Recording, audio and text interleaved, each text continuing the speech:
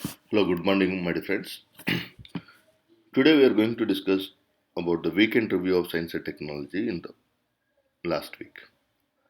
In this session, we are going to discuss about the various topics like Google Gemini, CRISPR-Cas9 technology approved by UK and US, and some of the environmental topics like electric eel and all those topics. These are going to be really important and interesting to for competitive examination aspirants. You can make a note on these topics which are extremely important for your examination point of view. Let us start. Google has launched its chatbot called Gemini. Like on the lines of ChatGPT of Microsoft ChatGPT, which is running on OpenAI under OpenAI, Google has launched its ChatGPT chatbot called as Gemini. And Gemini comes in three sizes meant for a range of platforms. Nano was designed for on-device tasks like summarizing text and making suggestions in the chat applications. Whereas in the case of second one is Gemini Pro was the model currently underlying its AI-powered chatbot. And third one is Gemini Ultra. The multi-modal version will be released sometime next year once trust and safety checks are completed. So this the update with reference to the Google's Gemini. Gemini is the chatbot of Google. The model will be made available to developers through Google Cloud's API from December 13. Gemini is also the most product oriented than most models in the market as it is enmeshed in Google ecosystem. So it will be automatically submerged into the Google's ecosystem like mail, your search engine and everything. And this will be extremely merged with the Google mobile phones called as Pixels.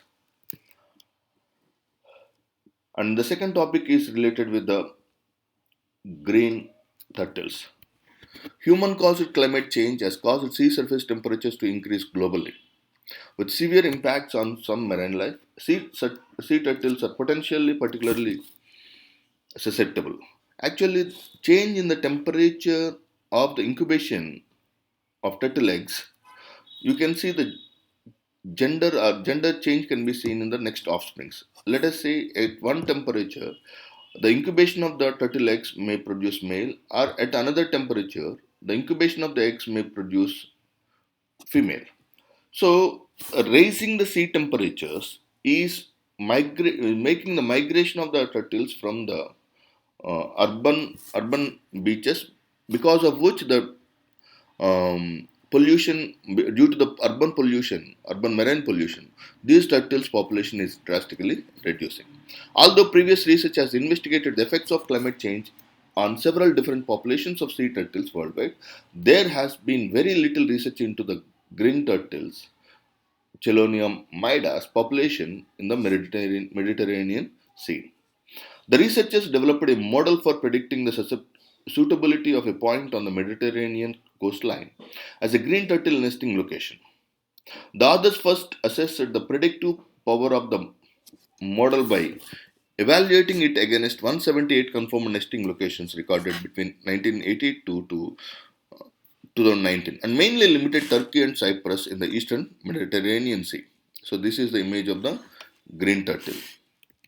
They found that sea surface temperatures, these are the reasons for the migration of green turtles from the deep sea region to the urban beaches. Sea surface temperature, sea salinity, and human population density most affect the susceptibility of a specific location as a nesting site. Under the worst case climate scenario model, the nesting range increased by 62.4 percent points and included the North African coastline to Algeria, much of Italy and Greece, and the South Adriatic Sea. However, the authors warn that this increase in green turtle nesting range, so the range is increasing in the heavily populated central and western Mediterranean, would bring them into increased contact with the humans and urbanized beaches, which could negatively affect the nesting success. So that's all about the green turtles. Remember, turtles are the non-vegetarians and tortoises are vegetarian. So please try to remember turtles and tortoises. You need to clearly differentiate between the turtles and tortoises. If the tortoise like creature, if it is exclusively vegetarian, we can consider it as a tortoise. Whereas in the case if it is exclusively depending upon, it is omnivorous, which feeds on non-vegetarian also, that can be called as turtle. So next, so it's a very quite interesting topic called as genetically modifying electric eels are really producing high electricity. The electric eel can release up to 860 volts, which is enough to run a machine. In a recent study, research group from Nagoya University in Japan found electric eels can release enough electricity to genetically modify small fish larvae. So here the concept is by using the electricity that is producing electric eel, producer from electric eel, can make a technique called as electroporation. Life and environment. The researchers' findings add to what we know about electroporation. What is electroporation? Is nothing but a gene delivery technique. Electroporation uses an electric field to create temporary pores in the cell membrane. Through the electroporation in cell membrane, we can inject certain genes or certain DNA or protein into the through the pores. So electric by using the electricity of the electric eel, we can make the electroporation much susceptible. Once the electroporation has been done, we can insert the genes in through the holes, or we can insert the proteins or DNA into the holes. This lets molecules like DNA or proteins enter the target cell. Researchers from Nagoya University realized that electric eels in the Amazon River could well act as a power source for making the holes or electroporation.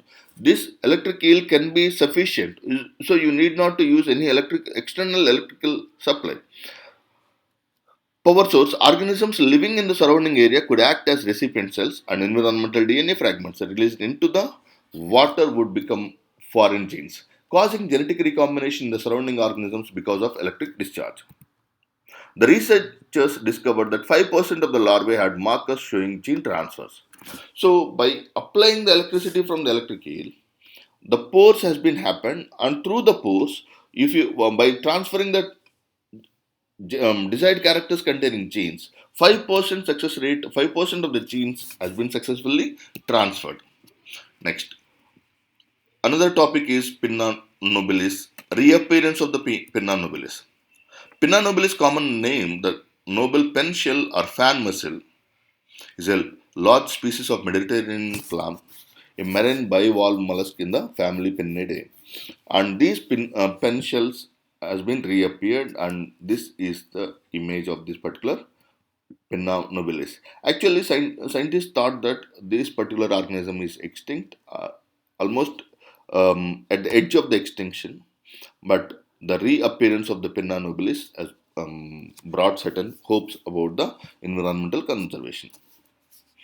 And another topic comes here is nothing but the CRISPR-Cas9 technology. So in the last month, UK has become the first country to approve the CRISPR-Cas9 gene editing technology. Less than a month after the UK drug regulator approved Casgevy, the gene therapy to treat people about 12 with sickle cell disease and beta thalassemia, the US FDA has approved two gene therapies, Casgevy and Lyfgenia, to treat sickle cell disease in patients over 12.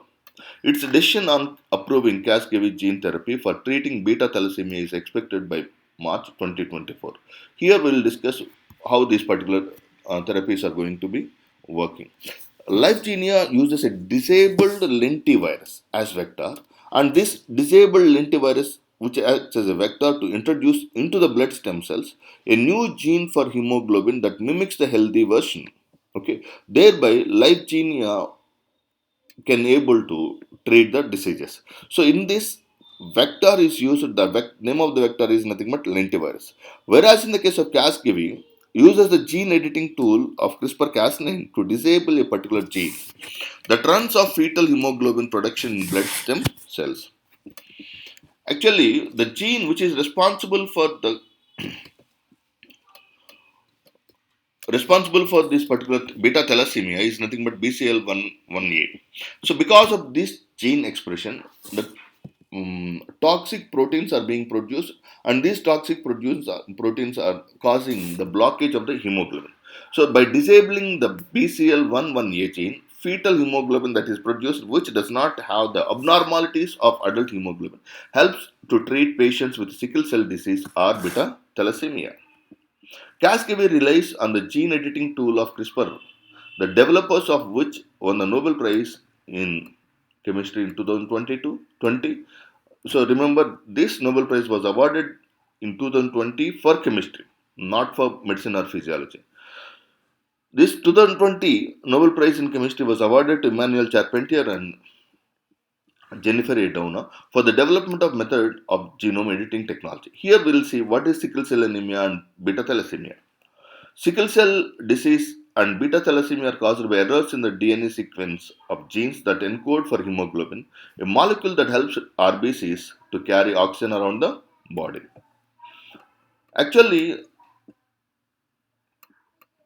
sickle cell disease, abnormal hemoglobin makes blood cells misshapen. The shape of RBC, actually, original real shape of the RBC is biconcave shape, and the biconcave shape RBC has been turned into sickle shape. Because of this misshapen and sticky, causing them to form clumps that can clog blood vessels. These blockages reduce the oxygen supply to tissues, which can cause periods of severe pain known as pain crisis. Actually, as the oxygen supply is not happening, so why do you experience headache during if once you are suffering from cold?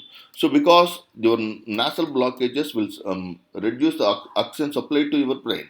Likewise, here also the oxygen supply is not happening to that particular tissues will causes a condition called as this particular pains. So this pain traces. Actually, remember the RBC will be turned into sickle shape. Once the RBC has been turned into sickle shape, and you can see the RBC will be misshapen RBC, and it will become sticky, and it will obstruct the flow of blood into the blood vessels. Beta thalassemia occurs when mutations in the hemoglobin gene led to deficient or absent levels of oxygen carrying molecules in the RBCs. Low numbers of RBCs can and symptoms such as fatigue, shortness of breath, and irregular heartbeats. Clinicians administer Casgevy by taking blood producing stem cells out of the bone marrow of people with either disease and using CRISPR to edit the genes. So, here the gene editing will be precisely done particularly by the Casgevy. CRISPR to edit genes encoding for hemoglobin in these cells. The gene editing tool, an RNA molecule that guides the enzyme to correct regions of DNA and a Cas9 enzyme that cuts the DNA. Next, India's fastest solar electric boat was launched, taking ahead the cause of eco-friendly maritime transportation. Barracuda name is very important. No? Barracuda said to be first India's fastest solar electric boat was was launched on Wednesday at the yard of naval solar and electric boats located off Arur in Alappuzha. That's it for today. Thank you very much. We'll continue in another session.